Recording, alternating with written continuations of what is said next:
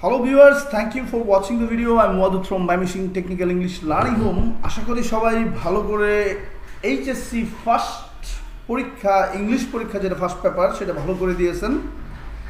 আজকে আমি আপনাদেরকে রিপোর্ট রাইটিং কিভাবে লিখতে হয় সেকেন্ড পেপারে এটা আসে। তো রিপোর্ট রাইটিং লেখার জন্য আপনাকে প্রথম প্রশ্নটা হচ্ছে যে রিপোর্ট রাইটিং আমি কিভাবে লিখব, how to write report writing.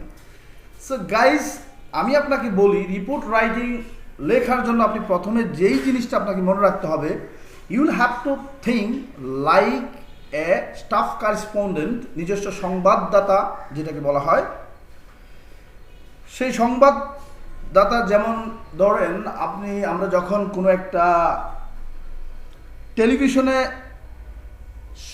প্রতিবেদন দেখি, তখন একজন সংবাদদাতা যেইভাবে উপস্থাপন করে ঠিক আপনি যখন লিখবেন তখন আপনাকেও ঠিক সেইভাবে উপস্থাপন করতে হবে। তো আমার প্রশ্ন হচ্ছে, আমরা পরীক্ষায় লেখা এক ধরনের আর বাস্তবে সংবাদ উপস্থাপন করা আরেক ধরনের, but you have to think like a correspondent.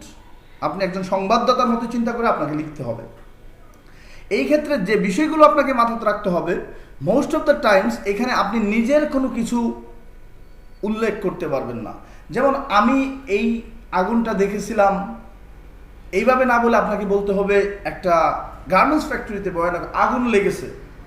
যেভাবে একজন সংবাদদাতা ডিরেক্টলি আমরা টেলিভিশনে দেখতে পাই যে একজন করেসপন্ডেন্ট যেভাবে তারা সংবাদ প্রদান করে, ঠিক সেইভাবে আপনাকে চিন্তা করতে হবে। এতে নিজস্ব কোনো আমি ছিলাম, আমি দেখেছিলাম এরকম কোনো কিছু এখানে উল্লেখ থাকবে না। আর বেশিরভাগ ক্ষেত্রেই দেখবেন যে প্যাসিভ ভয়েসের যে বাক্যগুলো আছে সেগুলো আপনাকে ইউজ করতে হবে। তো আমরা দেখব, প্রথম কথা না বলে আমরা সামনে বাড়াই, কিভাবে আমরা একটা গার্মেন্টস ফ্যাক্টরিতে আগুন লাগছে যদি এইটা আসে, এবং this is very important, that is Y I am giving here. এটা খুবই ইম্পর্টেন্ট, এই জন্য আমি আপনাদেরকে দিতেছি। যদি এই ধরনের কোনো কিছু আসে তাহলে কিভাবে আপনারা রিপোর্ট করবেন। রিপোর্ট রাইটিংয়ের জন্য আপনার প্রথম যে জিনিসটা মনে রাখতে হবে সেটা হচ্ছে নাম, ঠিকানা এবং তারিখ। আবার নাম, প্রথমে আপনি যে কোনো নাম ইউজ করতে পারবেন, আপনার নিজস্ব নাম ইউজ করতে পারবেন। এরপর ঠিকানা, যেই স্থানে এই ঘটনা ঘটছে সেটা আপনাকে দিতে হবে। এরপর আপনাকে অ্যাড্রেস, ঠিক যেই দিন ঘটনাটা ঘটছে সেই অ্যাড্রেসটা দিবেন। তো আমি এটা অনেক আগে লিখে রেখেছিলাম, আজকের যে ডেট, আপনার পরীক্ষার যে ডেট সেই ডেটে এখানে দিবেন। যেমন আমি আমার নাম দিয়ে দিতেছি, একটা গার্মেন্টস ফ্যাক্টরিতে আগুন লাগছে সেটা বিষয়ে আমি কথা বলবো, এবং সেটা কিভাবে আপনারা লিখবেন এটাই আমি এখানে আপনাদেরকে দেখাবো। যেমন দেখেন, আমি বলছিলাম নাম, আমার নাম ওয়াদুদ, আমি প্রথম দিছি ওয়াদুদ। আমি ময়মনসিংহ, এই ঘটনাটা ঘটছে সুতরাং আমি ময়মনসিংহ দিছি।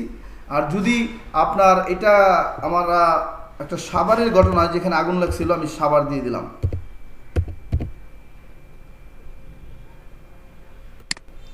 আমি ঠিকানাটা দিয়ে দিলাম সাভারের।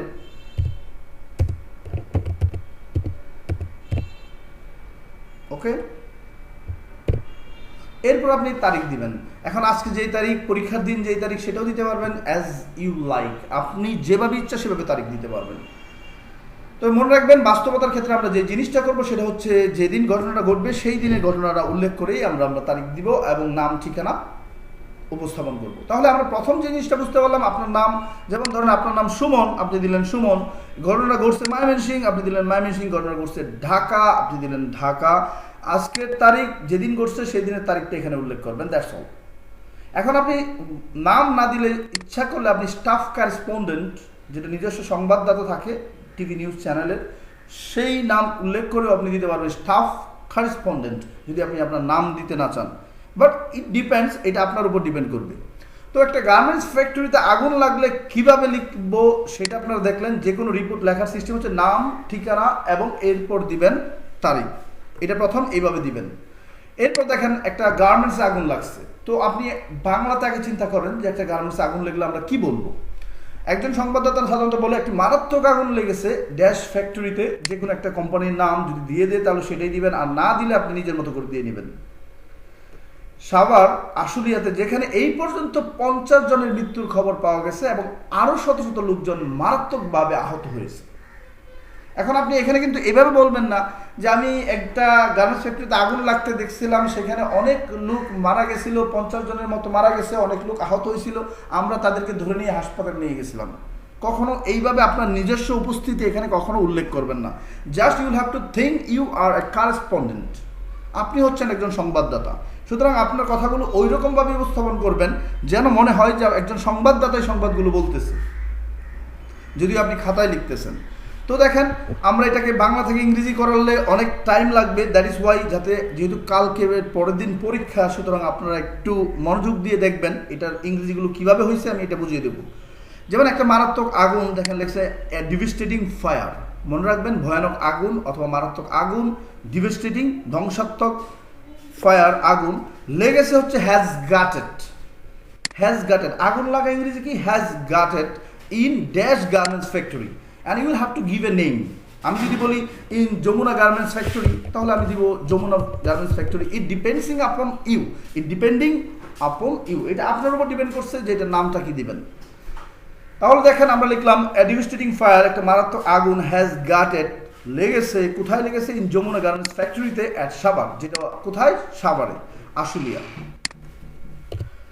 Living A total of 50 people that, এতে কতজন লোক মারা গেছে এটা লিখতে পারবেন আপনারা living A total of 50 people that, যেখানে রেখে গেছে 50 জনের মৃত্যু।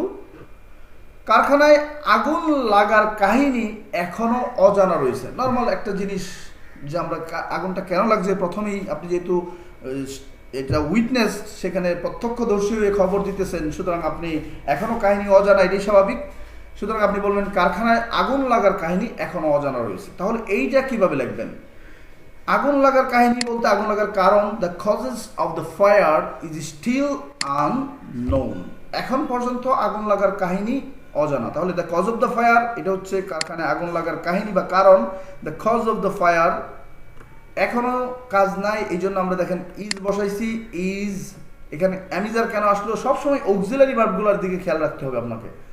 ইজ এখনো অজানা, স্টিল আননোন, তাহলে এটা নিয়ে হচ্ছে এখনো অজানা। আপনারা এটা খাতা নোট করে নেন, আপনার জন্য ভালো হবে।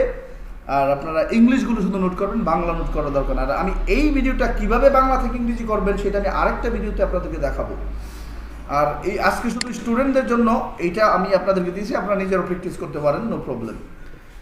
ধোঁয়া সব জায়গায় আচ্ছন্ন হয়ে রয়েছে, যার ফলে বিল্ডিং এর ভিতরের লোকজন বের হতে পারছে না তাদের সর্বোচ্চ চেষ্টা সত্ত্বেও।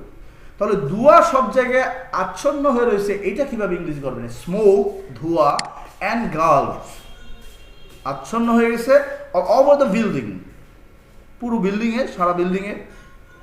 অ্যাজ এ রেজাল্ট, ফলে দ্য পিপুল, লোকজন ভিতরে, ইনসাইড দ্য বিল্ডিং, বিল্ডিংয়ের ভিতরে বের হতে পারছে না, কুড নট কাম আউট, বের হতে পারছিল না, could not come out of the building, এই বিল্ডিংয়ের ভিতর থেকে লোকজন বের হতে পারছিল না। তাহলে এই কথাটা আবার দেখেন, ধোঁয়া সব জায়গায় আচ্ছন্ন হয়ে রয়েছে, এটা ইংরেজি হচ্ছে এনগালফড, অর্থ হচ্ছে পুরো আচ্ছন্ন হয়ে যাওয়া। তাহলে কি আচ্ছন্ন হয়ে গেছে? ধোঁয়া, তাহলে smoke engulfed all over the building, সারা বিল্ডিংয়ে।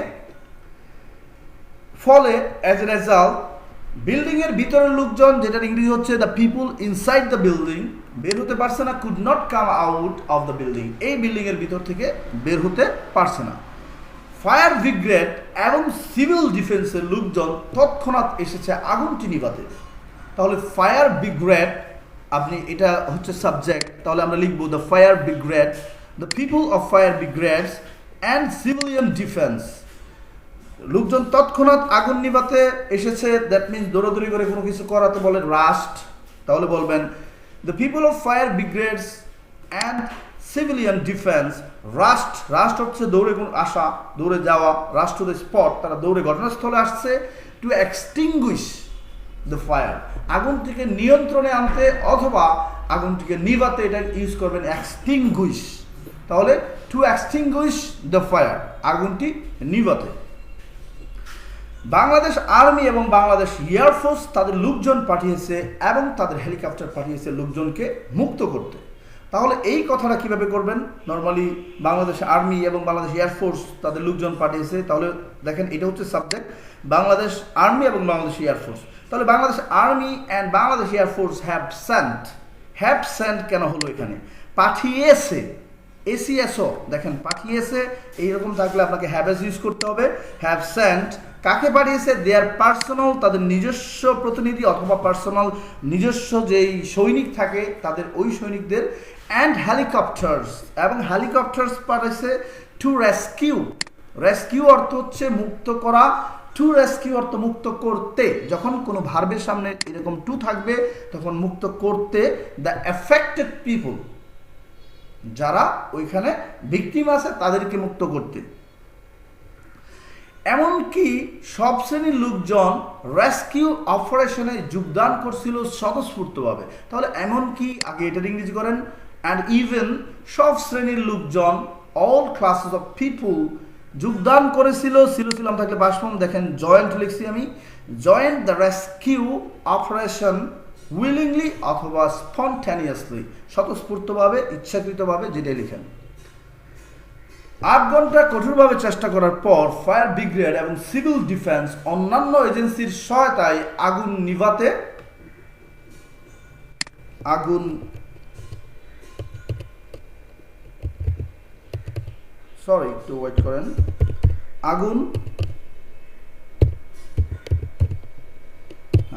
নিভাতে সক্ষম হয়েছিল।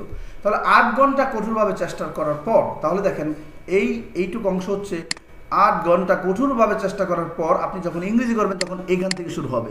তাহলে পর এটা হচ্ছে after trying hard for 8 hours. তাহলে কয় ঘন্টা চেষ্টা করার পর? আফটার ট্রাইং হার্ড কতক্ষণ? ফর 8 আওয়ার্স, 8 ঘন্টা চেষ্টা করার পর। Fire brigade and civil defence in collaboration with other agency. In collaboration হচ্ছে সহযোগিতায়, উইথ আদার এজেন্সি অন্যান্য প্রতিনিধিদের সহযোগিতায়, ওয়াজ অ্যাবল তারা সক্ষম হয়েছিল, টু এক্সটিংগুইশ দ্য ফায়ার আগুনটিকে নিভাতে। তাহলে দেখেন ফায়ার ব্রিগেড এবং civil defence in collaboration with others, in collaboration অর্থ হচ্ছে সহযোগিতায়, অন্যান্য এজেন্সিদের সহযোগিতায়, ওয়াজ অ্যাবল তারা সক্ষম হয়েছিল, টু এক্সটিংগুইশ দ্য ফায়ার আগুনটি নিভাতে। এই আগুন 50 জন লোকের জীবন কেড়ে নিয়েছিল। দ্য ফায়ার টুক অ্যাওয়ে অর্থ জীবন ছিনিয়ে নেওয়া, এটা হচ্ছে took away the lives of 50 people, 50 জন লোকের জীবন ছিনিয়ে নিয়ে গেছিল। The fire took away the lives of 50 people and many people has been injured, এবং মেনি পিপুল অনেক লোকেই আহত হয়েছে। তারা আগে আহত হয়েছিল, এখন আহত হয়ে আছে, এই জন্য আহত হয়েছে। হ্যাজ বিন ইনজোর্ড ব্যাডলি, তারা মারাত্মকভাবে আহত হয়েছিল। আহত লোকদের শহরের বিভিন্ন হাসপাতাল ও ক্লিনিকে ভর্তি করানো হয়েছিল। তাহলে দেখেন আহত লোকদের, দ্যাট মিনস দ্য ওনেড পিপুল। এখন আহত লোকদের দেখেন এটি কিন্তু পেসিভে যাচ্ছে। আহত লোকদের শহরের বিভিন্ন হাসপাতাল ক্লিনিকে ভর্তি করানো হয়েছিল। এখন ভর্তি কিন্তু তারা নিজে করে নাই, কিংবা আমি ভর্তি করেছিলাম এটাও বলা যাবে না। তাহলে বলতে হবে কেউ না কেউ তাদেরকে ভর্তি করেছিল। তাহলে কি বলবেন? The wounded people were admitted. Were admitted কেন হলো? কাজের শেষে যদি এরকম হয়েছিল বা করা হয়েছিল থাকে, তাহলে দেখবেন আলাদাভাবে হয়েছিল করা হয়েছিল যদি থাকে এভাবে, তাহলে সেখানে ওয়াজ অথবা ওয়ার পিপি হবে। তাহলে the wounded people were admitted to the hospital and clinic, এবং ক্লিনিকে ভর্তি করেছিল অফ দ্য সিটি, সেই শহরে। সরকার 3 সদস্য বিশিষ্ট ইনকোয়ারি কমিটি গঠন করেছে। সরকার সাধারণত যে কোনো আগুন লাগলেই সরকার একটা কমিটি গঠন করে, তাহলে এটাই বলবেন। The government has formed, government Sarkar has formed গঠন করেছে 3 মেম্বার্স 3 সদস্য বিশিষ্ট ইনকোয়ারি কমিটি, 3 সদস্য বিশিষ্ট কমিটি। ইনকোয়ারি কমিটি বলতে বোঝায় ইনভেস্টিগেশনের জন্য, তথ্যানুসন্ধান করার জন্য যে কমিটি গঠন করে। কিসের জন্য? টু অ্যাসার্টেইন, খুঁজে বের করতে। অ্যাসার্টেইন অর্থ হচ্ছে কোনো কিছু খুঁজে বের করা, ফাইন্ড আউট করা। তাহলে টু অ্যাসার্টেইন খুঁজে বের করতে, the cause of the fire আগুন লাগানোর কারণ বের করতে তারা 3 সদস্য বিশিষ্ট কমিটি গঠন করছে। কিভাবে লিখবেন? প্রথম লেখেন সাবজেক্ট দ্য গভর্নমেন্ট, এরপর গঠন করেছে, এসে আসে, সুতরাং হ্যাজ ফর্ম কয়জন মেম্বার? 3 জন মেম্বার। ইনকোয়ারি কমিটি কিসের জন্য? To ascertain the cause of the fire আগুন লাগানোর কারণ খুঁজে বের করতে। তাহলে এইভাবে আপনারা করতে পারবেন। এবং শেষে অবশ্যই কিছু নির্দেশনামূলক বাক্য বলে দিবেন। গভর্নমেন্ট হ্যাজ অলসো অ্যাডভাইস, সরকার আরও অ্যাডভাইস করছে, all the garments factory to take action, to take precautionary measures. এই কথাটা আপনারা এই কারণে করবেন।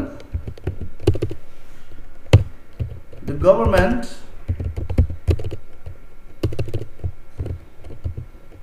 the government has warned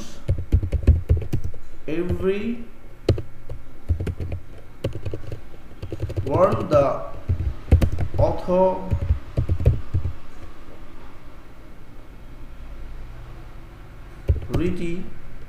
to take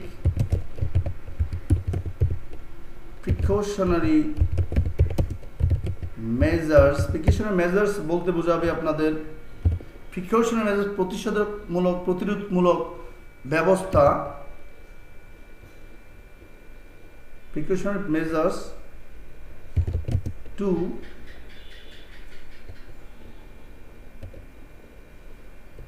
minimize the loss of fire এটুক দিয়ে দিবেন আপনারা শেষ পর্যন্ত। তাহলে দেখেন আপনারা যেই কথাগুলো আমি বলছি আপনারা আবার এক নজর দেখে নেবেন। এইটা ইম্পর্টেন্ট প্যাসেজ, তাই আমি তাড়াহুড়ো করে আপনাদেরকে দিছি, সরি ফর দ্যাট। আমি এখানে ট্রান্সলেশন করে দিচ্ছি না, আমি আরেকটা জায়গায় ট্রান্সলেশন করে দিব কীভাবে আপনারা ট্রান্সলেশন করবেন, এগুলো কীভাবে ক্রিয়েটিভলি লিখবেন। প্রথম একটা মারাত্মক আগুন লেগেছে এবং ইংরেজি করেন a devastating fire has gutted. কোথায়? In a dot dot factory, যে কোনো একটা ফ্যাক্টরির নাম দিয়ে দিবেন। কোথায়? অ্যাট সাভার আর অ্যাট আশুলিয়া। তাহলে অ্যাট সাভার ইন আশুলিয়া এভাবে দিয়ে দিবেন, অ্যাট সাভার আশুলিয়া, কমা দিয়ে দিলে আর ইন দিতে হবে না। এবং সেখানে 17 লোকজন মারাত্মকভাবে 50 জনের মৃত্যুর খবর পাওয়া গেছে। The living A total of 50 people dead এবং মেনি পিপল যেহেতু অনেক লোক আহতর খবর পাওয়া গেছেন, মেনি পিপল ওয়ার ইনজুর্ড, মারাত্মকভাবে আহত হয়েছিল, ব্যাডলি। এরপর কারখানায় আগুন লাগার কাহিনী এখনো অজানা। The cause of the fire is still unknown. ধোঁয়া সব জায়গায় আচ্ছন্ন হয়ে রয়েছে। তাহলে smoke engulfs all over the building as a result, ফলে the people inside the building, লোকজন ইনসাইড দ্য বিল্ডিং এর ভিতরে could not come out of the building, এই বিল্ডিং এর ভিতর থেকে কুড নট কাম আউট, বের হতে পারছিল না। ফায়ার ব্রিগেড এবং সিভিল ডিফেন্সের লোকজন তৎক্ষণাৎ এসেছে আগুন নিভাতে। The people of the fire brigades and civilian defence rush to the spot to extinguish the fire. তাহলে দেখেন এটা বুঝে করেন। ফায়ার ব্রিগেড এবং লোকজন যদি কোথাও আসে তাহলে রাস্ট, দৌড়াদৌড়ি করে আসলে আপনি বলতে হবে রাশ টু দ্য স্পট। তাহলে বলবেন the people of fire brigades অথবা the soldier of fire brigades and civilian defence rush to the spot to extinguish the fire. এই অর্থটা আপনাকে মনে রাখতে হবে, এক্সটিংগুইশ যেটা আগুন নিবানোর ক্ষেত্রে বলা হয়, এক্সটিংগুইশ দ্য ফায়ার, আগুন নিয়ন্ত্রণ করতে। বাংলাদেশ আর্মি এবং বাংলাদেশ এয়ারফোর্স তাদের লোকজন পাঠিয়েছে এবং তাদের হেলিকপ্টার পাঠিয়েছে লোকজনকে মুক্ত করতে। তাহলে কীভাবে বলেন? Bangladesh army and Bangladesh air force have Saint their personal, তাদের নিজস্ব পার্সোনাল সৈনিক যেগুলো এইসব কাজে নিয়োজিত থাকে, রেস্কিউ কমিটি এগুলোকে পার্সোনাল বলে, অ্যান্ড হেলিকপ্টার্স, এবং তাদের হেলিকপ্টার পাঠিয়েছিল to rescue the affected people, যারা ভিতরে আক্রান্ত হয়েছে অথবা যারা ভিতরে ভিকটিম আছে তাদেরকে মুক্ত করার জন্য, তারা রেস্কিউ করার জন্য হেলিকপ্টার পাঠিয়েছিল। এমনকি সব শ্রেণীর লোকজন দেখবেন যে কোনো জায়গায় বিপদ হলে all class of people joint এই রেস্কিউ অপারেশন উইলিংলি অথবা স্পন্টেনিয়াসলি মানে স্বতঃস্ফূর্তভাবে, উইলিংলি মানে ইচ্ছাকৃতভাবে। 8 ঘন্টা কঠোরভাবে চেষ্টা করার পর, তাহলে পরটাকে আগে লিখতে হবে আফটার ট্রাইং, পর, আমি এটা ইংলিশে লিখলাম, ডোন্ট মাইন্ড। 8 ঘন্টা কঠোরভাবে চেষ্টা করার পর, তাহলে পর হচ্ছে আফটার, তাহলে আমরা লিখবো after trying hard for 8 hours, 8 ঘন্টা চেষ্টা করা, fire brigade and civil defence অন্যান্যদের সহযোগিতায় ইন কোলাবোরেশন, যেমন আমি রহিমের সহযোগিতা, I am in collaboration with Rahim, আমি রহিমের সাথে সহযোগিতা করে, এটা হচ্ছে in collaboration. With other agency was able, সক্ষম হয়েছিল টু এক্সটিংগুইশ দ্য ফায়ার, আগুনটি নিভাতে। এই আগুন 50 জন লোকের জীবন কেড়ে নিয়েছিল। দ্য ফায়ার টুক অ্যাওয়ে, কেড়ে নিয়েছিল, ছিল পাসপম, তাহলে took away the lives of 50 people, 50 জনের জীবন, and many people was badly injured অথবা হ্যাজ বিন ইনজুর্ড ব্যাডলি, মারাত্মকভাবে আহত হয়েছে। এখন যদি আপনি মনে করেন যে অতীতকালে আহত হয়েছিল তাহলে দিতে পারবেন হ্যাড বিন ইনজুর্ড ব্যাডলি। আহত লোকদের শহর এর বিভিন্ন হাসপাতালে ও ক্লিনিকে ভর্তি করানো হয়েছে। তাহলে দেখেন এটা কিন্তু ভর্তি করানো হয়েছিল বা হয়েছে যদি বলেন the wounded people were admitted, আর যদি বলেন হয়েছে তাহলে বলতে হবে the wounded people has been admitted to the hospital and clinic of the city, এই শহরেরই হসপিটাল এবং ক্লিনিকগুলোতে ভর্তি করা হয়েছিল। সরকার, the government has formed three members inquiry committee, 3 জনের ইনকোয়ারি কমিটি গঠন করেছে to ascertain the cause of the fire, আগুন লাগানোর কারণ খুঁজে বের করতে। এবং and the government has warned the authority to take precautionary measures to minimize the loss of the fire. তাহলে এইভাবে আপনারা দিতে পারবেন। তাহলে আজকে আমি একটু সংক্ষিপ্তভাবে আপনাদেরকে এই জন্য ভিডিওটা দিছি যাতে করে আপনারা লিখতে পারেন, এই পরীক্ষার আগে তাড়াতাড়ি দেওয়ার কারণে লং টাইম যেন না লাগে।